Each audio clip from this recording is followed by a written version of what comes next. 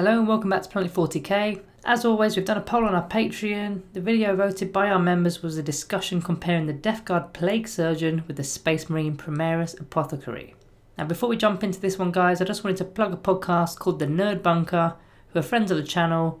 They do a weekly podcast that comes out every Monday discussing movies, games, books, D&D, TV and all things that appease nerdy needs, and this is their advert.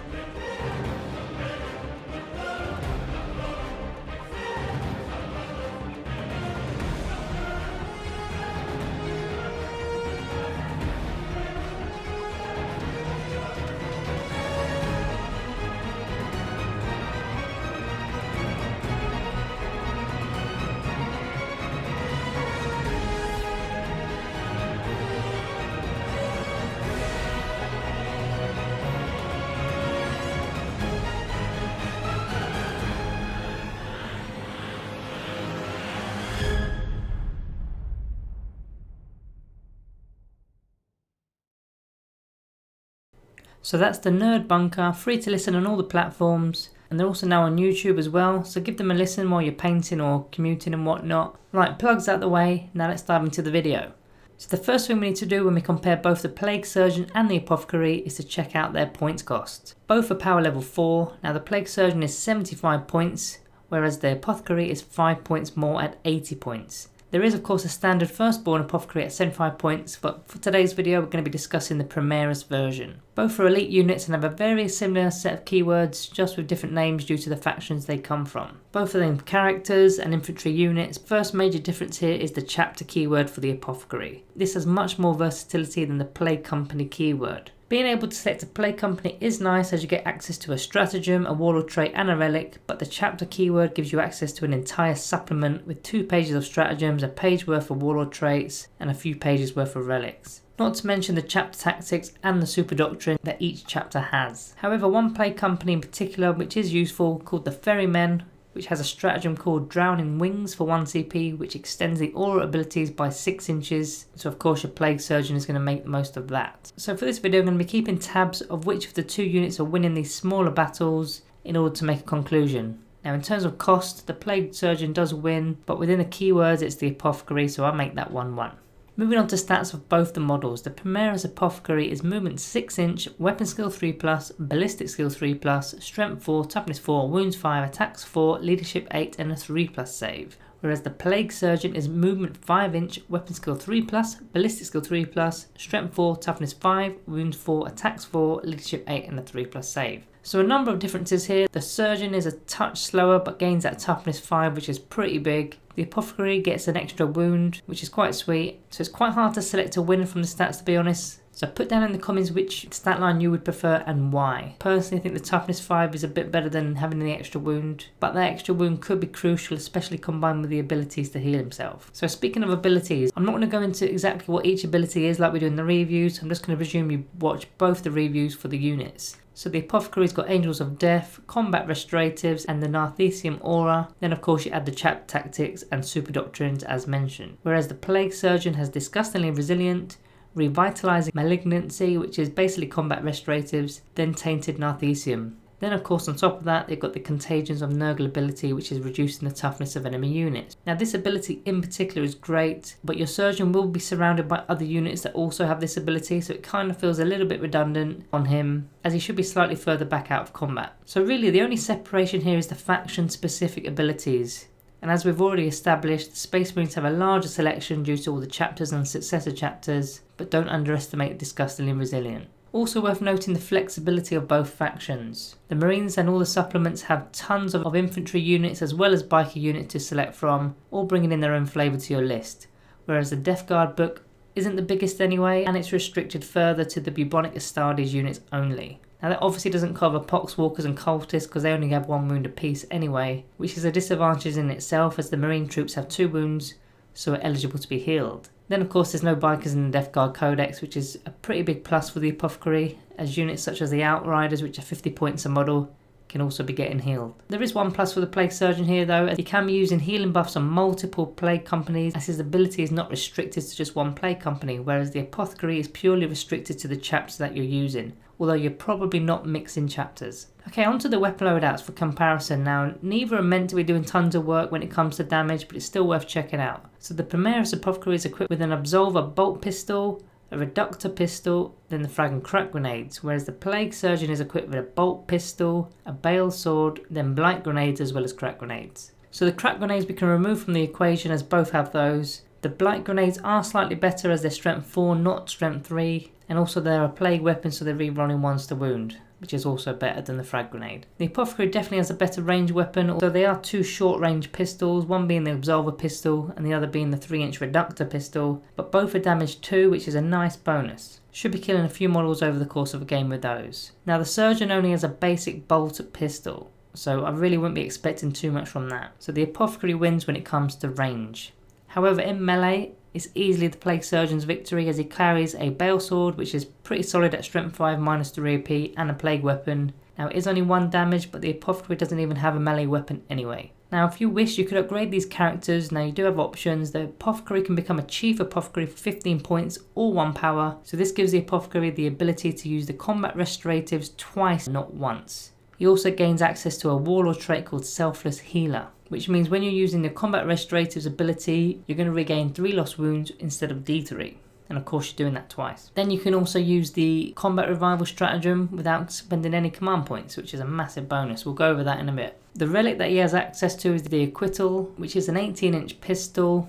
It's going to replace your Absolver bolt pistol. It's strength 5 minus 3 and 2 damage, and you're wounded infantry on 2s, and it'll become damage 4 when you're doing that too. But really it's going from minus 1 AP to minus 3 AP. Against infantry it virtually doubles their toughness, so even toughness 5 Deathguard Plague Marines are going to be wounded on 2s, which is kind of the equivalent of strength 10.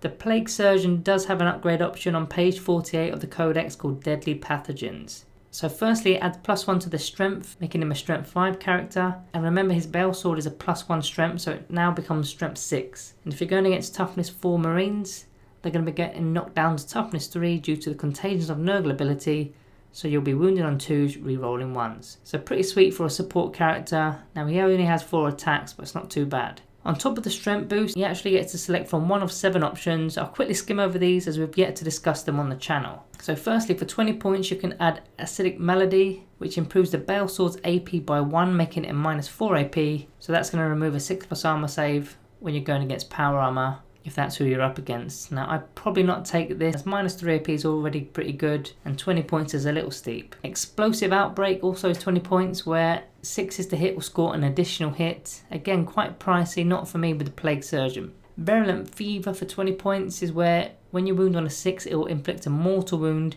in addition to the normal damage. Not too bad this one, especially as you've got a plague weapon, so you're re-rolling 1s. Befouling Runoff for 10 points won't apply as it only affects ranged plague weapons, removing the benefits of cover. Then next you've got Unstable Sickness for 15 points. This is where any model is destroyed with your Bale Sword, you get to roll a dice on, and on a 4+, the model's unit is going to suffer a mortal wound. Not too bad that one. You need to get 2 wounds through on a marine model to take one off the board, just for half a chance of scoring a mortal wound. Corrosive Filth for 20 points adds 1 to the damage against vehicles. Again, not great with a Plague Surgeon as it's only damage 2 now. You'll be tied down in combat with it all game because it's a vehicle, and if it's a melee vehicle then you're in trouble. Then finally, Vicious Death for 10 points. This won't have any effect in melee because it's a ranged ability. It lets you reroll a d6 for the amount of attacks. So on a Plague Surgeon, none of the options are fantastic, but it is nice to get strength 6, so maybe selecting the cheapest upgrade is an option, or go for Unstable Sickness, as you might get an extra mortal wound for killing off models, especially against other factions that have single wound models on them.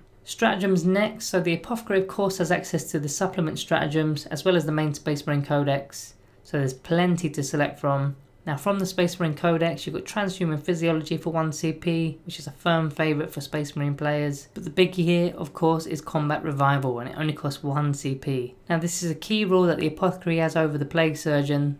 The ability to bring back 1 dead biker or infantry model every turn is huge. Some of those units can cost up to 55 points, and if you're a Chief Apothecary with the Warlord trait, then the stratagem is free of charge. That's free of charge each turn. That's a big win here for the Apothecary. With the Plague Surgeon, a lot of Deathguard stratagems relate to fighting and combat, which are too expensive for a single model with 4 attacks, or they relate to dishing out mortal wounds. So I'm looking at Befouled Incubators for 1 CP, Release the Toxins for 2 CP, or Eruption of Filth for 1 CP, but nothing here compares to Combat Revival. A few noteworthy relics for both units here. The Apothecary can have Armour of the Indomitus for a better save and an extra wound, and a 1 use only 3+ in-run save, which is pretty sweet as he's got no in-run. He also has access to a bolt pistol upgrade called Purgatorus, which isn't that bad. If you wanted him as an anti-psyker, there's the Reliquary of Athalamor, also not bad. Then you've got Vox Spiritum for the extra 3-inch range boost to his auras, also pretty nice. The Plague Surgeon can take the Plague Skull of Glyphila for the mortal wound damage, the Fugarist Helm, which is the same as the Vox Spiritum for the 3-inch range, the Suppurating Plate for a 2+ save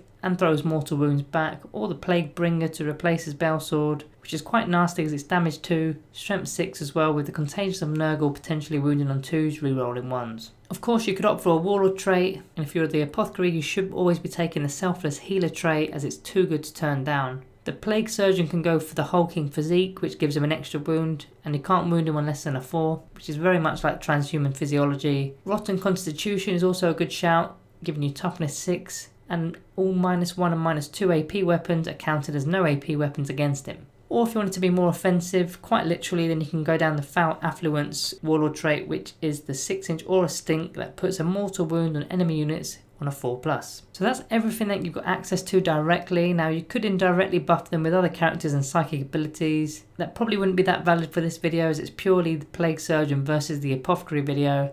That's more of a tactics video for a later date. So after looking at both units, I've created a table here to show you where I think each unit has pipped the other. Starting with the cost, there's only 5 points in it, but you still need to mark it, so the Plague Surgeon takes that one. The Apothecary having the chapter keyword rather than a Plague Company keyword is a clear winner there. As for stats, although it is close, I think the toughness 5 is huge to rebound a lot of those hits over a toughness 4 model. Abilities, I'm struggling to separate them. I mean, even though you can add a lot of chapter tactics to the Apothecary, I'm thinking, is he going to be benefiting from them? Like, if you're in a Space Wolves detachment, is he actually going to be charging to get that +1 to hit? Or if you're a Black Templar, are you going to be re-rolling that charge? A lot of the chapter tactics are quite offensive, and the defensive options are very defensive to the point where you're hiding away, such as Raven Guard. So I'm thinking the Disgustingly Resilient and the Contagions of Nurgle are marginally better. In terms of range ability, the Space Marine has 2 pistols, which is an easy win, and the Plague Surgeon has the Bale Sword for an easy win in melee. Resilience is quite clearly a Deathguard key factor, although Apothecaries can of course heal themselves, but I still mark that as the Plague Surgeon win. Stratagems next, and even though the Deathguard Codex has some really good mortal wounding stratagems, you cannot ignore the fact that the Apothecary can literally bring a model back in each turn. And in my eyes that's worth 2 ticks, it's huge. The upgrade options are not even close. The Deadly Pathogens don't really suit a Plague Surgeon, whereas the Apothecary can get a Chief Apothecary, which is pretty good. The relics are okay. A few upgrades for the weapons, although it's not really their lane. Both have access to the 3-inch Aura boost, which I would go with both of them, so I've kept that as a tie. Then finally the Warlord traits. The Deathguard have some really good ones, but I do really like Selfless Healer for the Apothecary. Getting to heal a combined total of 6 wounds per turn can be really good. So overall the Plague Surgeon is definitely more of the offensive unit of the two, as he can do a little bit in combat and he's tough enough to handle a bit in return. The Apothecary isn't that tough, but simply has access to better healing buff, so tactically he shouldn't be getting involved in the fights, only staying behind them. So it's extremely hard to pick one over the other. Now before I started writing for this video, I presumed the Apothecary was the obvious option, but I don't think it's clear cut anymore. Even though they're both medics of their factions, they do operate slightly differently. And when you add in the Contagions of Nurgle ability for the Deathguard, it really throws a spanner in the works, as even support characters can start to do some real damage. Anyway, that's my thoughts on the map today. Let me know yours below. Who are you picking as the better option and why? I want to see some debates going off in the comments. If you like this kind of content, you know what to do with that like button below. And if you are new around here, hit that subscribe button not to miss out on our frequent content. Thank you all for watching, and I'll see you in the next one.